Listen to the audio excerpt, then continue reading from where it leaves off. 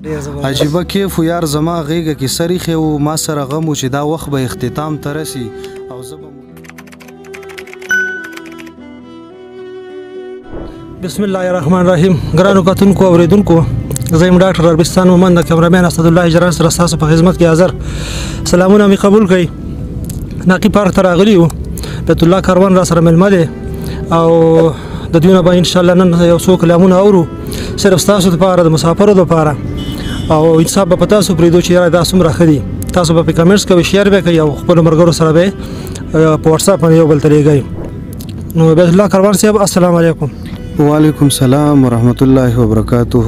ډیره مننه عربستان مومند صاحب چې په دومره لنډ تنګ وخت کې تر زموږ خوا راغلی او د ژوند دغه قیمتي وختونه به موږ ته راوسپارل. ډیره مننه موږ کوو.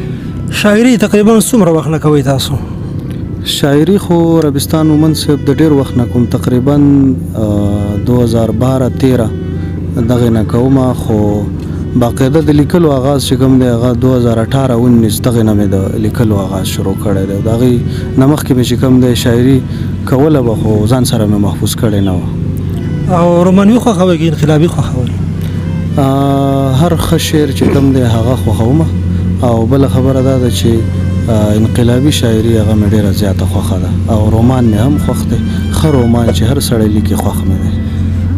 د لیمځو سیمې سره تعلق ساتئ او لیمځو سیمه کې د کوم کلي سره یا د کوم قوم سره تعلق ساتئ؟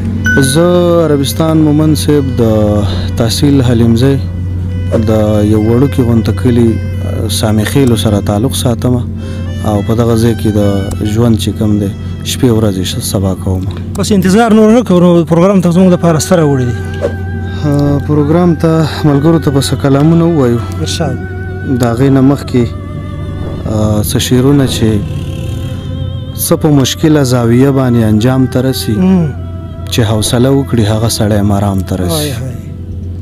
څه په مشکله زاویه باندې انجام ته رسي، چې حوصله وکړي هغه سړی مرام ته رسي. او عجیبه کیف و یار زما غیږه کې سریخې و، عجیبه کیف و یار زما غیږه کې سریخې و ما سره غم و چې دا وخت به اختتام ته رسي. مننه. عجیبه کیف و یار زما غیږه کې سریخې و ما سره غم و چې دا وخت به اختتام ته رسي. او زه به مدام په دې غلام ازادۍ غږېږم، زه به مدام په دې غلام ازادۍ غږېږم، خو چپ به نه کړم که خوله مې هم لګام ته رسي. ډېر زبردست. مننه، مهرباني. او چې عقیده یې وي سپېڅلې او تقوا هم ډېره، چې عقیده یې وي سپېڅلې او تقوا هم ډېره، د دغه پیر خبرې ټولې به الهام ته رسي. ډېر زبردست، ډېر زبردست. مننه، مهرباني. او کلام دی چې د دغه خار په هر انسان باندې بیا اور پورې که، د دغه خار په هر انسان باندې بیا اور پورې که، زما د ژوند په هر ارمان باندې بیا اور پورې که. مننه. او لکه چې بیا یې د یو چا امتحان واخیستلو، لکه چې بیا یې د یو چا امتحان واخیستلو، لکه چې نن یې په دهقان باندې بیا اور پورې که. ډېر زبردست. مننه، مهرباني.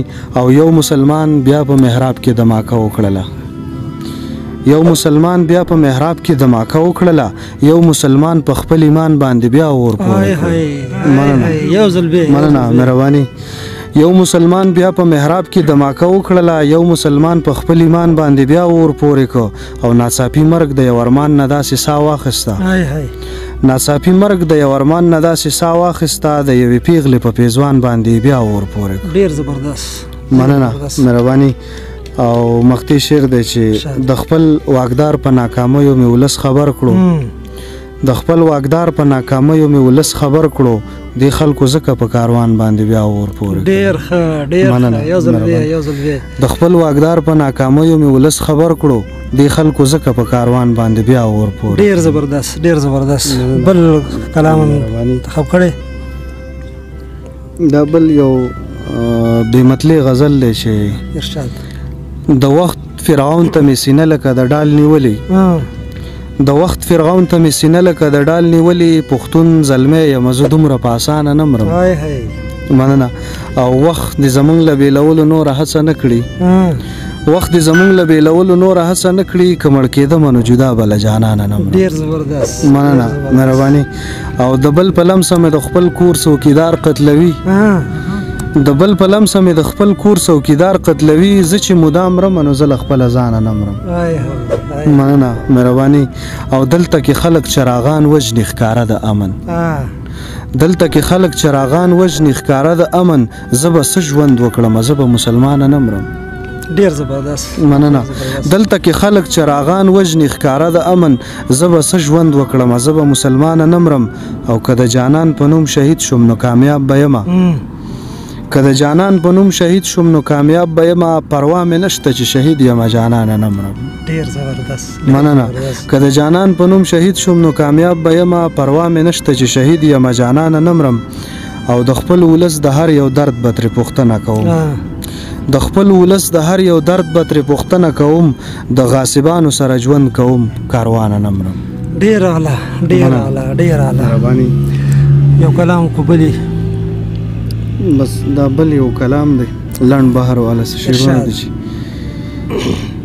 په یو چا پسې کړېږم مازدیګره په یو چا پسې کړېږم مازدیګره لکه لمر پسې ډوبېږم مازدیګره ډیر ښه مننه مهرباني او د چا یاد داسې خوړلی یم بیخي چې د چا یاد داسې خوړلی یم بیخي چې له ځانه نه خبرېږم مازدیګره ډیر زبردست او تنهایي دومره په زوره غاړه راکړه تنهایي دومره په زوره غاړه راکړه ودرېدی نشم غورځېږم مازدیګره ډیر زبردست ډیر مننه او پاشنا پسې سم زړه خورم مازدیګره پاشنا پسې سم زړه خورم مازدیګره لکه شمه ویلې کېږم مازدیګره ډیر ښه مننه او بیا د چا د خولې خیرې دي راپسې دي بیا د چا د خولې خیرې دي راپسې دي چې نه مرم او نه رغېږم مازدیګره ډیر زبردست ډیر مننه مهرباني بیا د چا د خولې خیرې دي راپسې دي چې نه مرم او نه رغېږم مازدیګره او یو شیبه ملاقات هم زمونږ ونه شو یو شیبه ملاقات هم زمونږ ونه شو په اشنا پسې مړ کېږم مازدیګره